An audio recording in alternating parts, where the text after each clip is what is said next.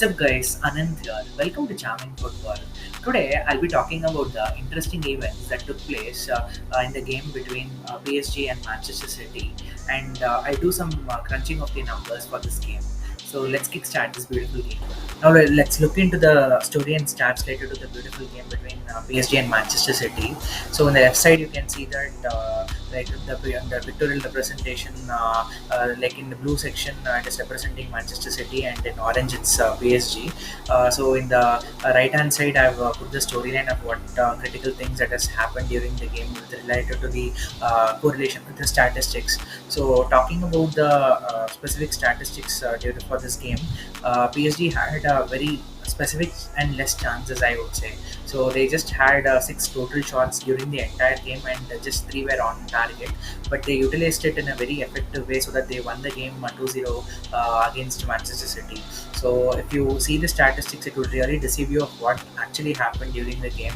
So the statistics, when we talk about Manchester City, like that proves it. Say wherein they had 18 total shots, and 12 were inside the box, and seven shots were exactly on target, and they tested Donnarumma to a very great extent, but they couldn't convert the specific chances what they had. So a lack of clinical striker would be the difference, I would say, between Manchester City and PSG, because the front line of PSG, it includes M&M, like Mbappe, Neymar, and Messi. So they were very clinical of the chances what they had. So like in the eighth minute, during the gameplay, towards the right hand side, Mbappe was bombing in, and he just put a cross ball towards the 6 yard box, where Neymar tried to hit the shot, but he missed it, and Idris was at the right position, and he just hit towards the goal. So they scored the first goal, and subsequently, like in the second half, it was more of the same play, wherein Messi dribbled past many defenders, and he just had one to go with Mbappe, and he returned a pass to Messi, and he just hit a wonderful shot where Ederson was just starstruck in the goal. So they scored the second goal. So those were the critical moments that PSG had during the game.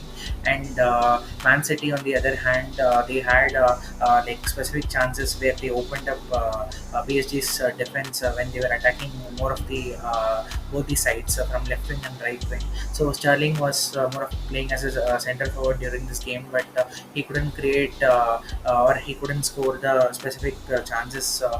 Either it was a layoff or a cross that was put in. So yeah, even in the first half, he had a very great chance to score an equalizing goal for Manchester City when he hit it. It hit the like top of the bar, and when it bounced back, Bernardo Silva was at the right place. But when he also tried to hit the ball, it again went to the crossbar, and it rattled down. So like PSG got away from that chance, and Manchester City couldn't convert that. So that was, I would say, a deciding factor in this game. Maybe if they could have leveled at that time, even the first half, things might have panned differently. But they couldn't utilize that opportunity. So like maybe when we see the overall game, we could really infer what really happened with regards to the attacking play that Manchester City had threatened both the halves. But as they couldn't convert the specific chances, PSG utilized it in a very effective manner. So that proved them to be the winners during this game. Now I'll do the tactical breakdown for PSG versus Manchester City UCL game that happened this week. So this is more of the initial setup where both the teams were starting the game in the first half. PSG deployed more of a 4-3-3 kind of a formation with the backline of Nuno Mendes, Kimpembe, Marquinhos, and Hakimi, and in the midfield it constituted of Herrera, Verratti, and Idris Gueye. So more of the front line, it is obviously M&M. Messi, Neymar, and Mbappe. Mbappe was playing more into the striker position. And we talk about Manchester City, it constituted of Cancelo, Laporte, Diaz, and Walker in the back line with regards to the defense. And in the midfield, De Bruyne, Rodri, and Silva. And with the supporting cast of the wingers, Grealish and Mahrez, with Sterling plays as a more of a false nine kind of a play.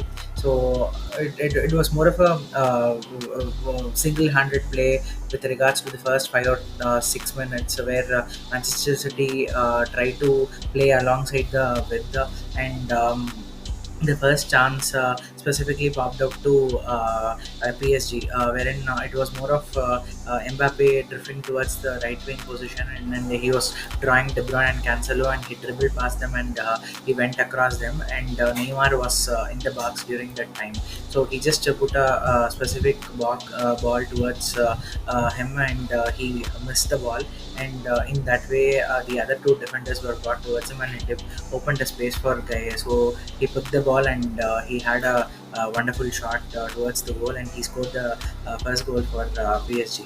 So it was more of a counter-attacking play where PSG utilized it very effectively, and they opened up the defense of Manchester City. So Mbappe was very clever enough to draw the other defenders and put in a clear-cut ball to Neymar. Even though Neymar missed the ball, then Gay was at the right place at the right time, and he shoot the ball. So it went inside the goal, and Ederson couldn't do anything. So it was a wonderful play that was done by PSG, starting in the first phase of the game, and coming to the other attacks with regards to Manchester City exploiting PSG's defense. So they were mainly utilizing the midfield area. Like this was the specific area where in the midfield they were drawing the other players. Grealish was dribbling past Herrera and Verratti and opened up space for Sterling to move inside the box and to have one touch kind of a pass and play, and they were trying to hit the ball from outside. So one such play was that Cancelo was bombing towards the left hand side, and he put in a wonderful cross to Sterling, who was inside the box at that time. So Sterling hit the ball very conveniently, and Donnarumma was stuck in that position. So it rattled the frame, and again the ball came down. Bernardo Silva was in the box to check the second shot, but when he hit the shot towards the goal, it again hit on the bar, and it came down. And PSG's defenders took the ball outside and they cleared it. So it was a wonderful opportunity in the 26th minute where Manchester City could have equalized, and I would say the game would have turned different sides if that goal would have gone in, but it was not the case. And even more of the similar pattern of play in the 31st minute, Cancelo was drifting from left to right, and he had a direct shot towards Donnarumma from outside the box, where Donnarumma had nothing to do, and it was straight to him. So in that way, the attack was stopped.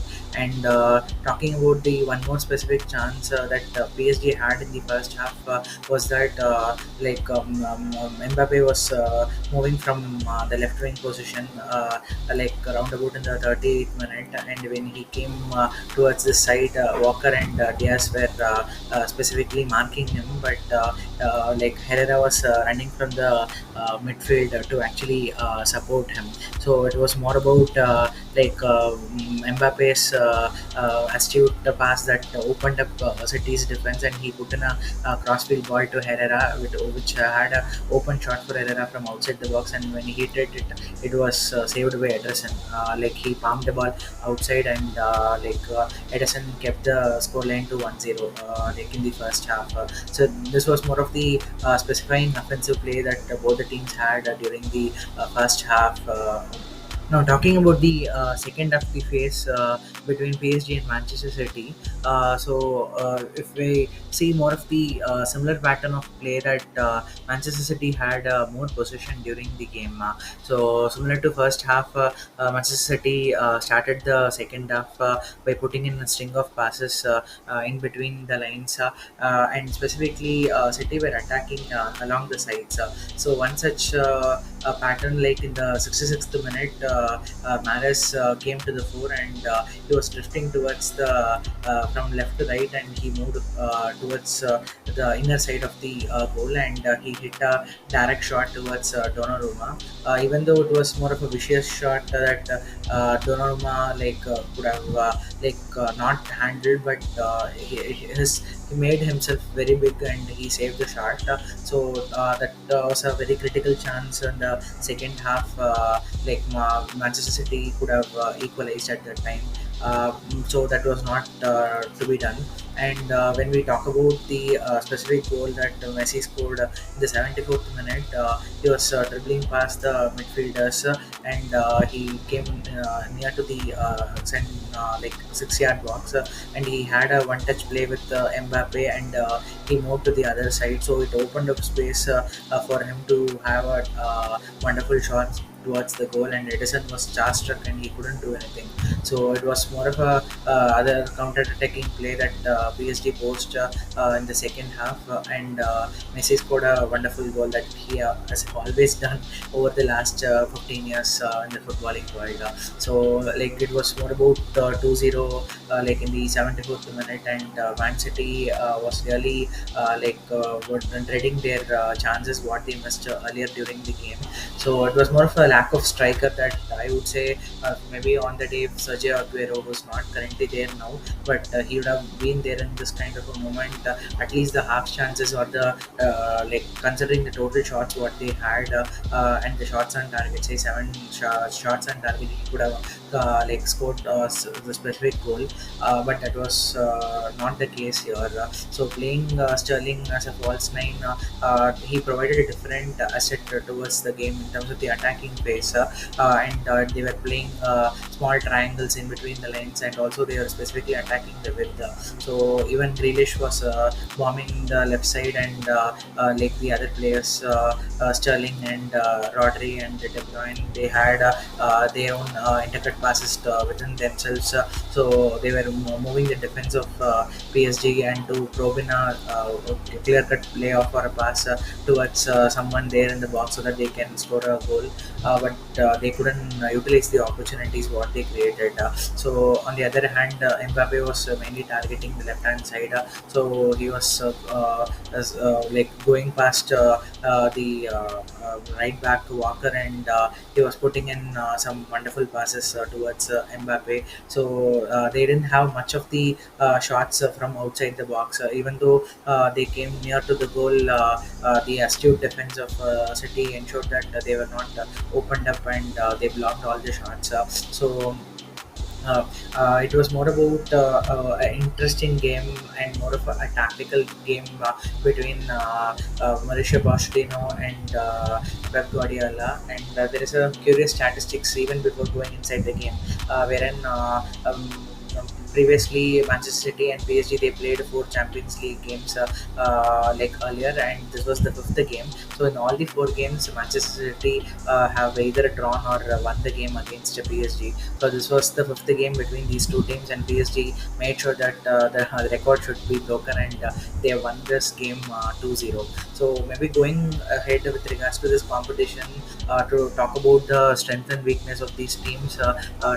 When we first consider PSG, in attacking phase, they have Messi, Neymar, and Mbappe. So for any defense, they are a threat, and they can really open up, and they can creep the defensive unit of all the other teams, and they can easily outscore the other teams. But defensively, maybe till now, Sergio Ramos is out due to injury. Considering him coming back post the international break, that would give more stability to their defense. So as of now, they are allowing the other teams, like considering both the games that they had, Club Brugge in the first game that was ended up in draw, and this game also, like they won it in a 2-0 manner, but that was not the case. That happened during the game where City had many chances. So little bit they should be defensively sound, so they can lift the first UCL title. And we talk about Manchester City, they have a different pattern of play without having a proper number 9, and playing the inverted wingers, and also a false 9 kind of a play that Pep Guardiola is using for the past like 1 or 2 seasons. But the main thing is that if they come up with a different team, say Bayern München, or even say Atletico Madrid in the quarterfinals or semifinals, maybe this that might be a lagging point that the opposition can utilize and win in the like knockout kind of a stage. So they should have their own clear-cut pattern of play when they go for this knockout round, because Pep Guardiola was like very keen to step by step move Manchester City in the UCL for the last 2 3 years. So he's coming nearby to winning, but unluckily in the knockout phase due to certain errors in terms of the team selection or the formation, that generally the old cliche saying that he overthinks and he put certain players in a important game that the opposition utilizes, and they won the winning that game. So those are some learning lessons where if they could rectify that, and if they could even bring in a proper striker during the January transfer window, it might be difficult, but still if they have all the hopes towards winning the first UCL, it is to be addressed in my opinion, so that going into the competition and specifically in the knockout rounds, because of the lack of striker, they should not think or they should not probe much into that why they have again fall short of winning the UCL this time around. So this is more of the entire pattern of play that happened during the second half. So it would be really awesome if you could drop in certain interesting patterns of play, or the beautiful goals that PSG scored, like how much you were impressed of their play, and also whether this lack of striker for City could hunt them going into this UCL competition. So share your comments in the comment section.